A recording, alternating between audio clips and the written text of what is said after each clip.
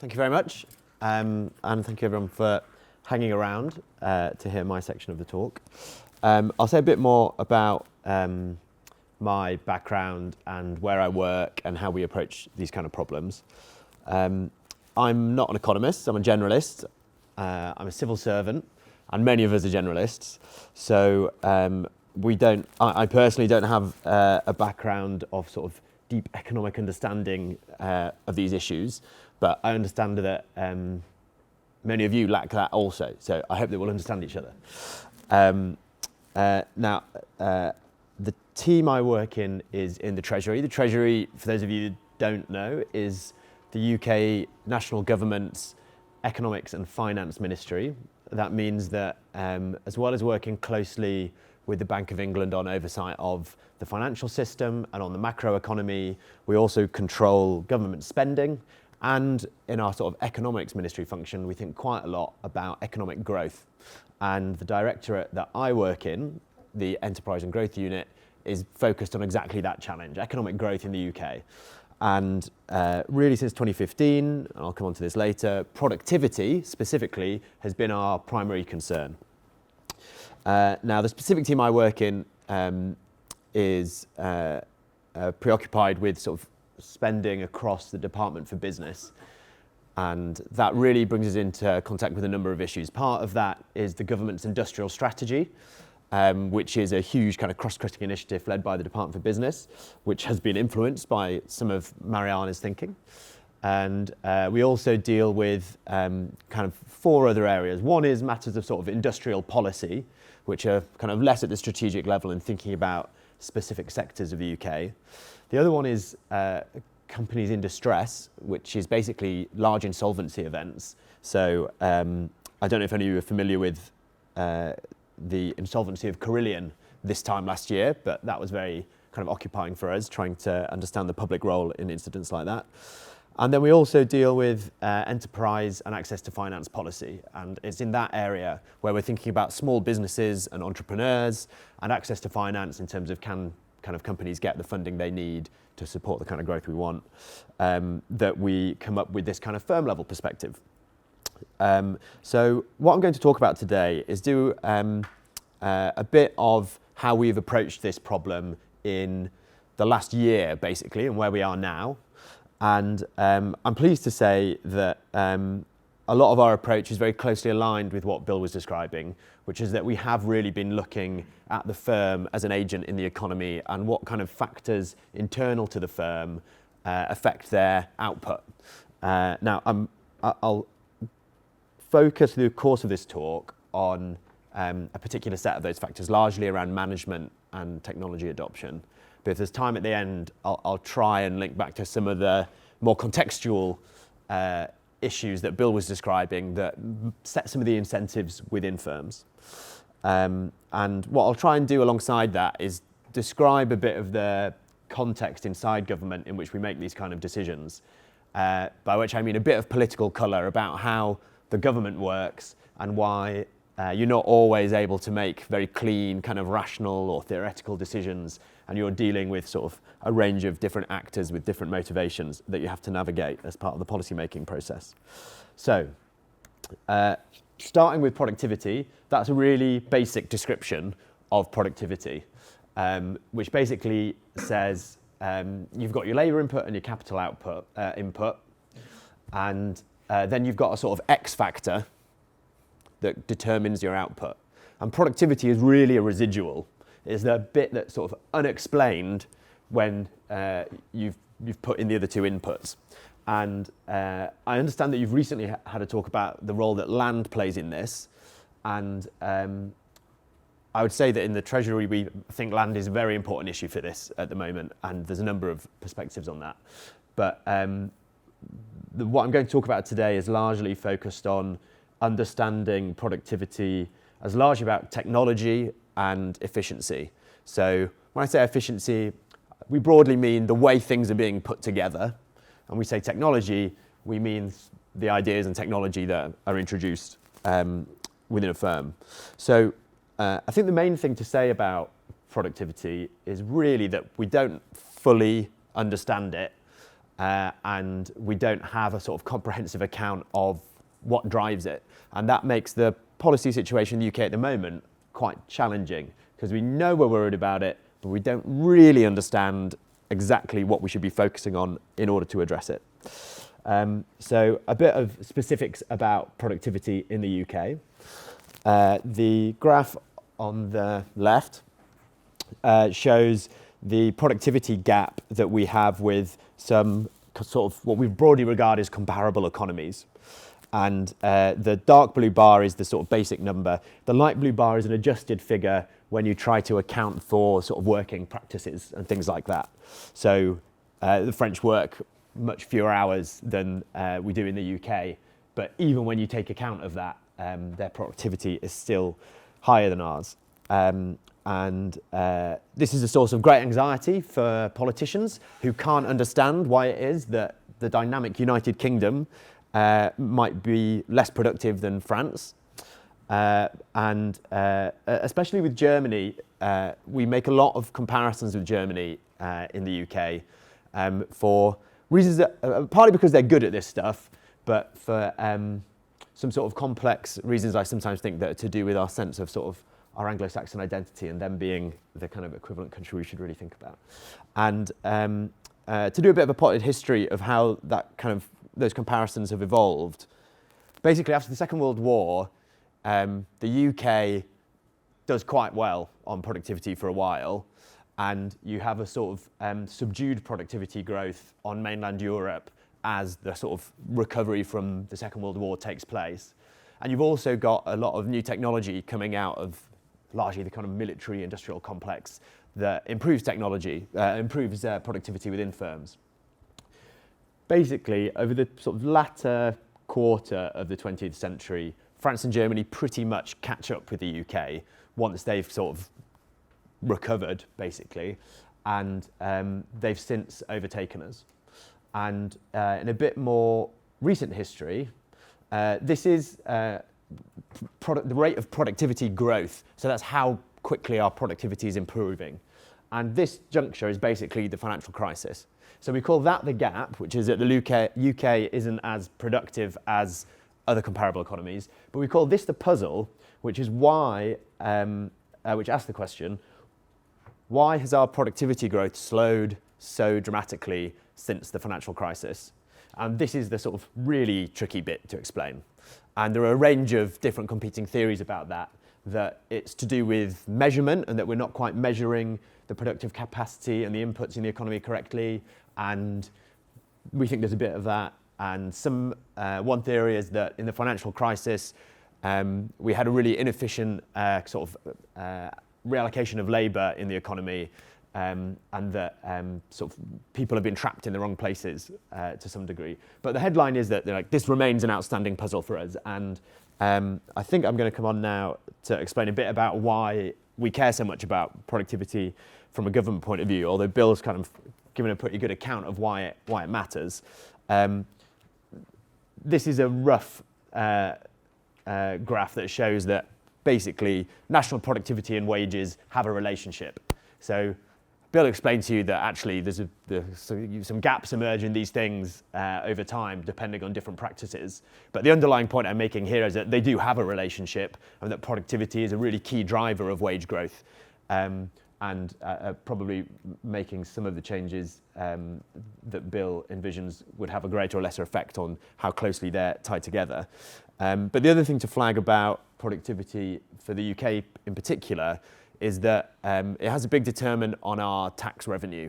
So if we want to keep paying for expensive public services, we really need our productivity growth to be maintained so that we keep the tax revenue coming in. And it's that sort of balancing, which is where the Treasury's spending control and a kind of economics interest come together. So I'm going to move on to a bit of context about this policy area. And from a productivity point of view, it's you get different governments with different political perspectives, obviously, but increasing productivity has always been a big concern.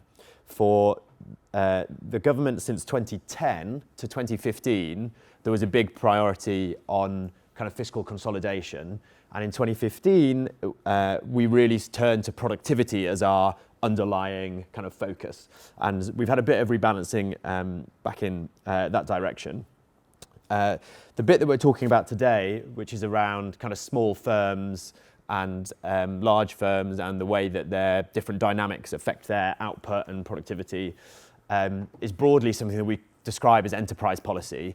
And that's popular in every government because no government kind of so far since 2000 has wanted to be regarded as like actively anti-business. And for the Conservative government especially, they like really regard themselves as the party of business. So there's always a desire to be like active in this space and be doing things. And especially around small businesses, that's seen as like really being on the side of sort of the good guys, I guess. And the phrase you'll hear a lot is that small businesses are the backbone of the UK economy, which is kind of a meaningless phrase, to be honest, but you'll hear it. And then in terms of the way that Whitehall works on this topic, as I described, the Treasury has like a lead interest in spending, so we control the purse strings. But as an economics ministry, we always take quite a strong view on what good economic policy will be. And so we're not just sort of turning the tap on and off, but we'll have a view in the Treasury about what the right way to sort of spend the money would be and what policy we want to see.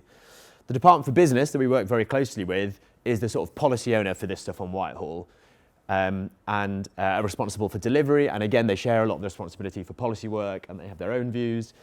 And the reason I describe that is just so you understand that there's a sort of shared responsibility in government that isn't always completely in harmony. Like there's a bit of creative tension that goes on there.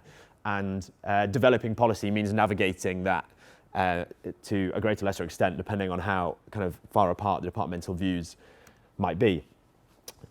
So what we've had for a long time in this area is a preoccupation with that sort of international comparison. So even during the Marshall Plan, after the Second World War, sort of British policy practitioners and industrialists were really preoccupied with the higher productivity of US factories compared to UK factories. And the Marshall Commission had a kind of joint Anglo-American project for business owners in the UK to go to America and try and learn why it was that American factories were so efficient and to come back and kind of introduce that into UK firms.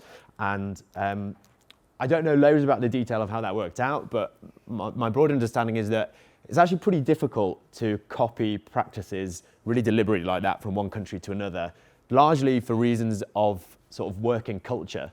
And I'll come back to that later on. And since then, there's always been sort of waves of reform and new programs in this area.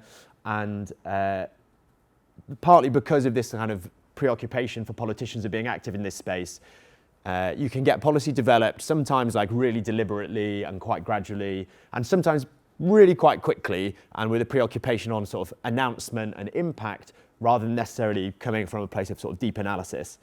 And if I skip forward, I think this is an example of, well, it's not an example, it is some of the architecture for delivering support for enterprise at the moment in the UK. And that is basically a product of years and years of different initiatives that come from different ministers or different departments, or in some places from Europe, and trying to work through local areas and regional areas and sort of different departments at sort of a national level. That's not just intended to be like something which gives you an instruction about how we work. That's intended to show just how like complicated and stupid it is as a system. That's like, we call that a spaghetti diagram. We think that's like a problem with the UK system, basically, that because of this like rolling political initiatives, a turnover of governments, a turnover of staff in the civil service, very poor knowledge management on our part, you kind of lose a sense of where you're coming from with various things, and you get a lot of legacy programs that really sort of clam up the system. But in the 2015 spending review, there was one quite big reform, which was to abolish something called Business Link, which was a £600 million per year advice service for small businesses. And the Treasury view at the time was that the evidence for the value for money and efficiency of that programme was missing. And in a kind of straitened fiscal environment, it was wiped out. From the Department for Business point of view, I think they, institutionally, it's a natural reaction when you lose something to want it back.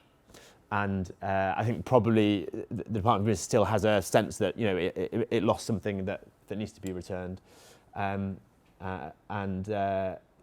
It's also in Whitehall, you know, this culture of if you can do more, you want to do more, and if there's something you can be involved in, you want to be involved in it. And you get this kind of mission creep. And the Treasury is always fighting this battle with departments where it can be difficult to separate like the policy interest from the institutional interest. This kind of expansionist tendency in government to just kind of get stuck into things sometimes. I'm now going to go through loads of different charts, and these basically try to outline the kind of key facts and bits of evidence that led us to a set of policies which are orientated around trying to address these kind of firm effects that determine productivity. And I'm kind of quite pleased to say that as per sort of Bill's advice, we really did try to be led by a set of facts about this stuff rather than by theory. And that was partly because there'd been so much kind of debate and back and forth on this topic in Whitehall for so long that we wanted to try and ground the debate in something that we could agree as like a set of facts about the world that we'll all agree are a reasonable representation of things that we can then have a reasonable kind of debate around. But that's not totally common practice in Whitehall policymaking, and it was actually quite hard to go through that. But these are the kind of set of information that I think summarise some of the key points. So this chart tries to show you what the distribution of productivity between UK companies is. So it's basically like the comparison between the bottom and the top. How big is the gap between them? And this is the UK at the top. And basically it's showing you that in both services and manufacturing, the UK has a bigger gap between its best firms and its worst firms than the other countries on that chart. And part of that is because the UK has some like really superstar high productive firms, but it's also because we have, and this is a phrase I'll use again and again now, like a long tail of firms that we don't think are as productive as they could be. Quite why that's the case, we're not like 100% sure, but it's quite an interesting phenomenon about the UK economy. And it's worth saying that like every economy has a similar shaped distribution. Like everyone has some good firms, a hump, and like less good firms. It's just that the UK's tail of like low productivity firms is a little bit longer, basically. And this is, because we always do it, a comparison with Germany. And this is the distribution that I'm talking about, basically. So down here, you see this like light blue cluster here is all the extra firms in the UK which are low productivity compared to a German distribution which is sort of higher in the middle and actually lower right at the frontier. And this is like, in the UK, a very provocative graph. Like, we want to be as good as Germany. We think we don't understand why we can't be like them. And one of the key reasons that you start to like look at what's going on inside the firm rather than thinking about some of the horizontal contextual issues that might affect it. So, for instance, in the past, since 2015, the UK's increased investment in infrastructure and R&D a huge amount, and those kind of set the conditions that firms operate in. But one of the reasons that we started to think about looking inside the firm is that you get low productivity firms in all sectors and regions of the UK. And some sectors are more innately productive than others. But that kind of variation within sectors suggests that there's something that's not about the sectors or necessarily the operating conditions, but something about the firm characteristics that are setting them apart in that way. That's making a very similar point. And then this shows you that every region of the country has a share of low productivity firms. So, London, has more productive firms than the Northeast, for instance, in relative speaking terms. But it's actually, like, right across the country, you see this kind of problem. And again, that makes us think there's something about, like, the facts inside the firm that are setting them apart from their peers. And then this is a very specific measure about management practices, where we basically regard, like, the UK working culture as being comparable to countries like Canada, Germany, and the US, and yet our management score is much lower than them. And this, like, point about management became a real focus for our work in the last year. It's important to say there's a lot of research, and I'll come on to this later, that tried to focus on this point about management. The way that a lot of that research is done is through a set of surveys asking managers about the kind of practices that they use in their firms. And that's things like, do you set objectives for your staff? Do you have key performance indicators? Do you have key objectives? Do you measure the performance of different parts of your production process and see what's going on? And it started with a whole set of research that was done in American plants that basically found that, like, the more you measure and set objectives and monitor activity and structure your workforce and activity, the more productive you would be. And that was true even in different plants within the same firm across the US. And this research has now been copied again and again and again across different countries and in different sectors. And they find that this set of this survey response about management practices has a reasonably good correlation with productivity outcomes. Now, you could ask a whole set of questions about, like, is the survey reliable and are people honest?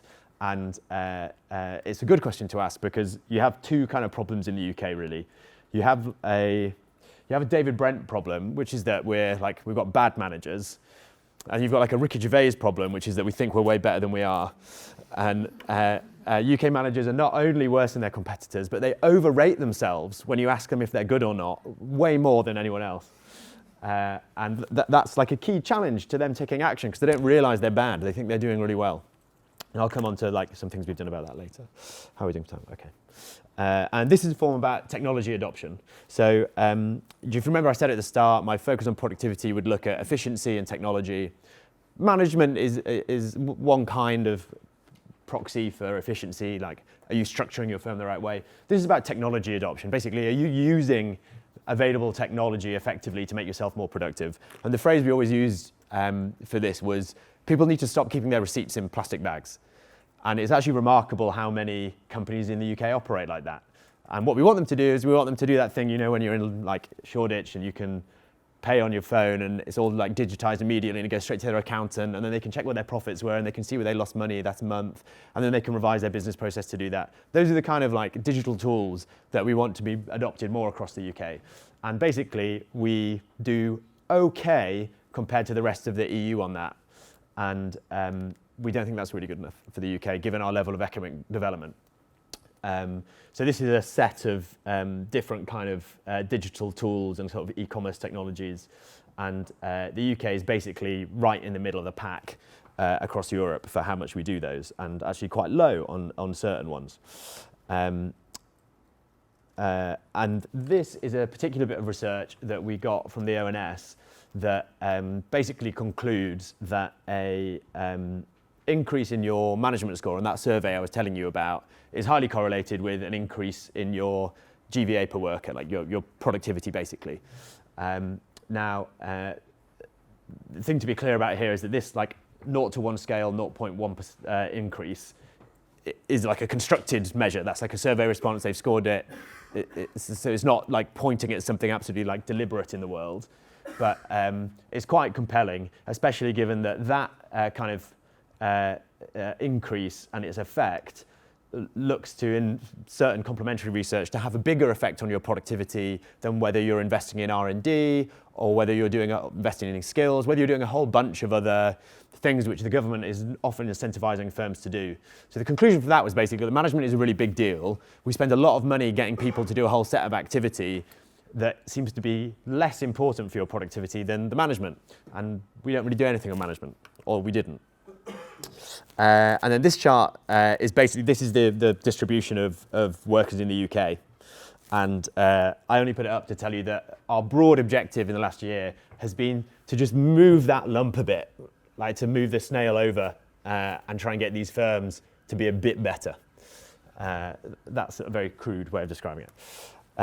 So I'm going to talk a bit about like how did we come to this and what different bits of work went on, and how did we get the opportunity to ask these questions in a way that hadn't been done before in government, and to take this particular approach. So one of the key factors was this management research I was describing, done by Bloom and Van Reenen. And Van Reenen was in the Treasury last week presenting his latest research. And they did this like whole series of management studies around the world and have really been pushing like management capability very specifically as a determinant of productivity since the early 2000s. And I think the Treasury basically began waking up to that about a year and a half to 2 years ago. So that eventually sort of filtered through, and we as officials started to pick that up. Another really key moment was that Andy Haldane, who I think is on the syllabus and is talking to you at some point, Andy Haldane gave a speech and a paper that spoke about the long tail that I mentioned earlier, like that big, that lump. I don't like calling it the long tail because it's not a long, it's like a fat, tall tail. It's not very long. But anyway, he used the phrase long tail, and far be it for me to disagree with him. And that gave this issue a kind of visibility in the policy community that created opportunity for us to say, yes, you know, this is our policy area and we've been thinking about it, and now other people are thinking about it, other people are asking about it. And that kind of thing really opens up opportunities in the civil service when an issue gets the right kind of academic policy community sponsorship from big figures. The other thing that happened was that the Chancellor has a Council of Economic Advisors, which is kind of an informal gathering of big name academics. And he asked them, what do you think I should be thinking about? And they said, you should be thinking about management and firm level productivity. And that got the Chancellor like interested in this area. And suddenly he wanted some advice about what we were doing about it, et cetera, et cetera. And then the other two things are basically Be the Business is a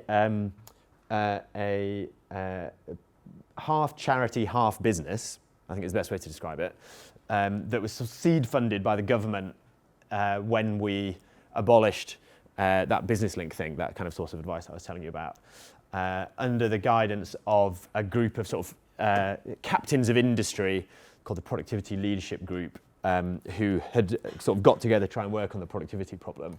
And Be the Business was set up to try and like champion productivity and management improvement across the business community, with the view that basically businesses don't really like taking advice from government, and they don't think that politicians, and especially not civil servants, are really a good people to advise them about business and productivity. So Be the Business is an initiative that tries to be one of them and promote this kind of agenda across UK firms. And as I said earlier, one of the reasons that's important is that firms don't know that they have low productivity, and they also very often in the UK don't have the ambition to improve that much. And this kind of a much more kind of political approach to what Be the Business do, which tries to set an agenda amongst this kind of business community to make them care about it. And then the final one is McKinsey and Tara Alice, who used to be a civil servant but now works at the McKinsey Global Institute. And they also have done a lot of research on this issue and are another sort of influential figure in the kind of policy community surrounding the Treasury and the Department for Business. And they've been especially effective at working with Be the Business to get Chris Giles at the Financial Times to write about this as an issue that the government should do something about. As I said, the reason I'm describing all those is that it's one thing to like identify a problem in government and to decide that you think you want to do something about it. but it's like a whole different species of activity to get permission to solve the problem.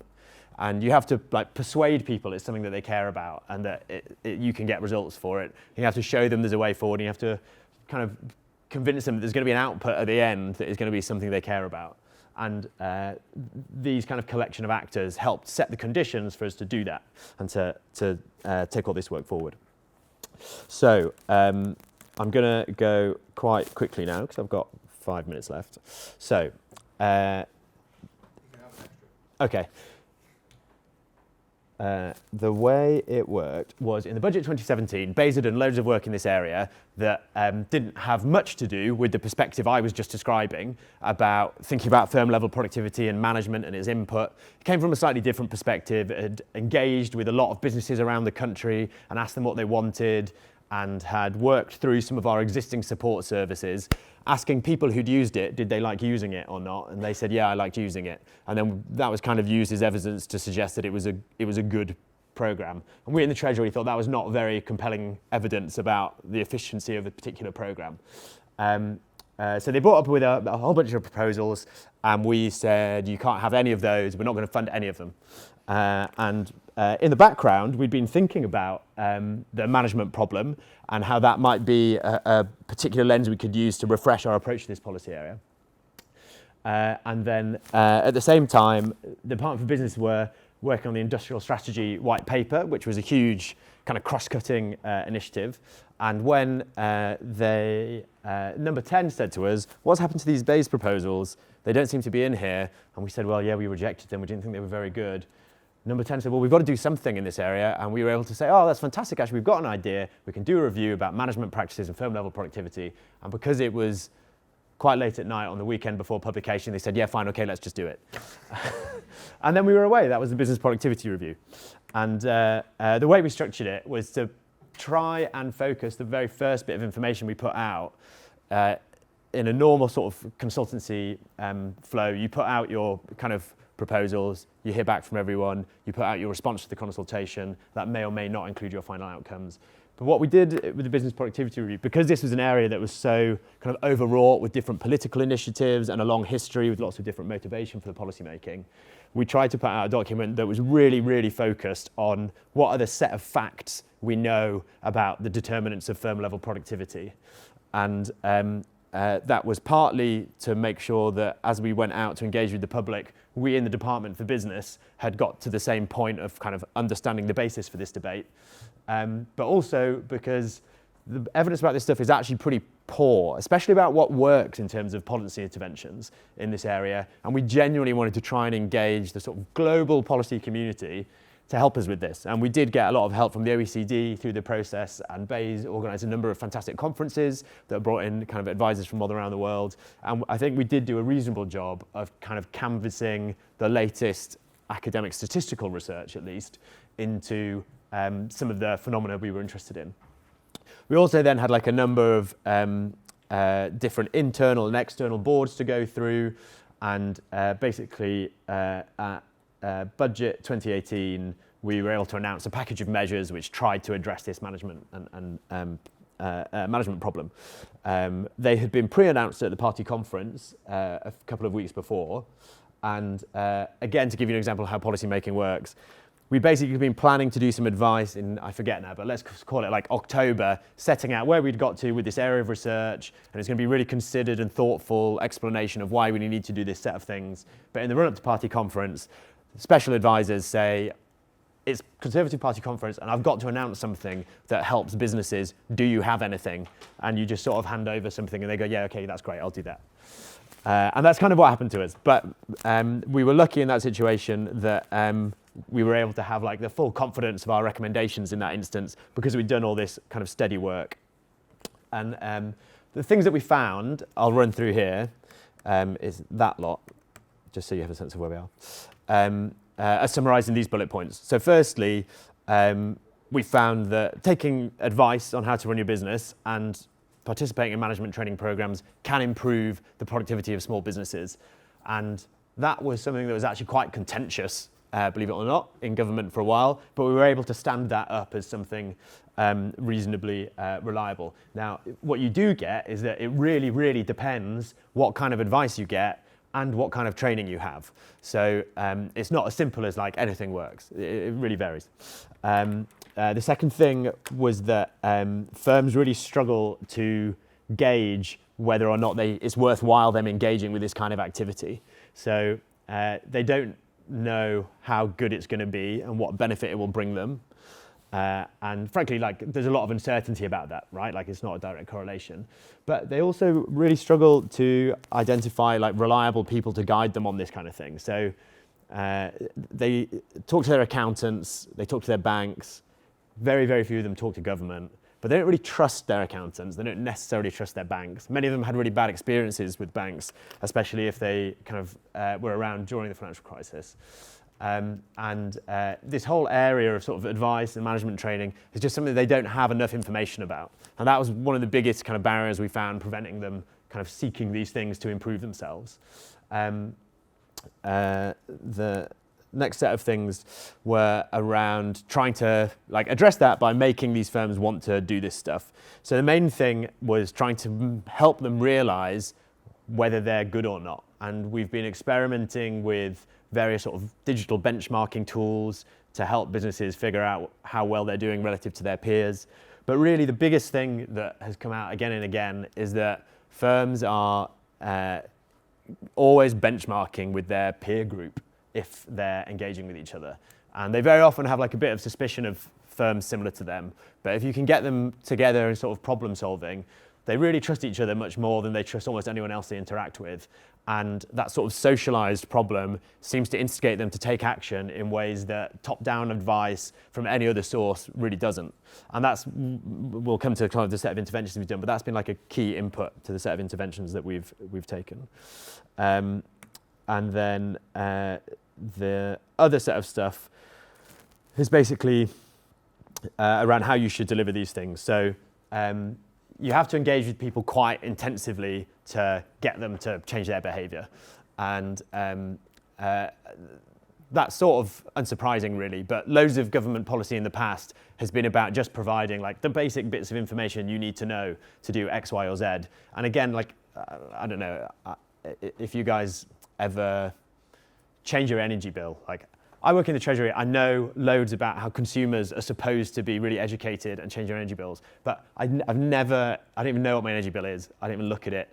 I can't be bothered with it. And that's really the attitude that most like business managers have to loads of things that would help them. Like, I would probably save hundreds of pounds if I cared about it, but I can't be bothered. And lots of small businesses are in the same situation because it's really hard running a small business and you've got loads of challenges on your plate already. So you have to really kind of get in their face and really engage them on this problem to make them change their behavior. And then the sort of underlying point that I mentioned earlier is that evidence about how effective these kind of programs can be is still really, really low. And that's been one of my greatest disappointments working in government, is just how little reliable information there is to show that things work in practice. And that creates all sorts of problems. You get like really bad use of evidence in government where people overstate certain facts or infer too much from a kind of mixed set of information. And this is a policy area that has really struggled with exactly that problem. So one of the things that we're trying to introduce is, can we like evaluate programs more robustly? Can we do it in a consistent way so they're comparable? Can we basically build some features into the system that allow it to kind of educate itself as we go along?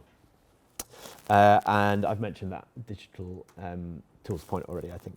So the three main things we did were create a small business leadership program. Like, you have to give these things names because people want to announce them in a pithy way.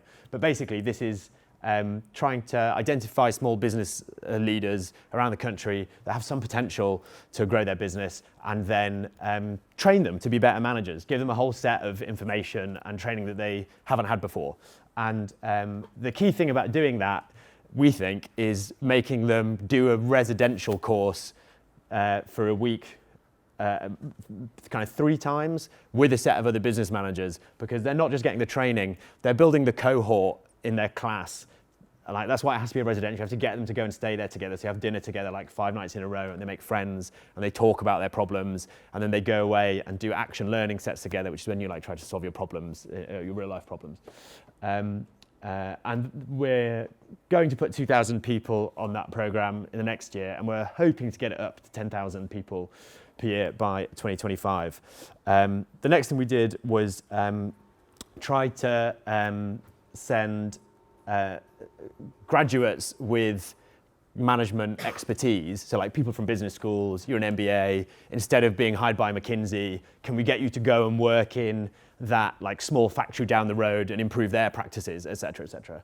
And there's a couple of reasons why we wanted to do that. Firstly, we had a theory that a lot of the like skill distribution in the UK can be really skewed because you can get concentrations of like ability in certain sort of management areas, for instance, really concentrated in particular parts of the country and in particular firms, but they're not necessarily being used to their sort of maximum advantage. And we wanted to try and see if you can distribute some of those, like all those people at McKinsey, can you distribute them a bit more around the economy and get them in firms where they might have more added value than like being another person behind a desk in the city of London.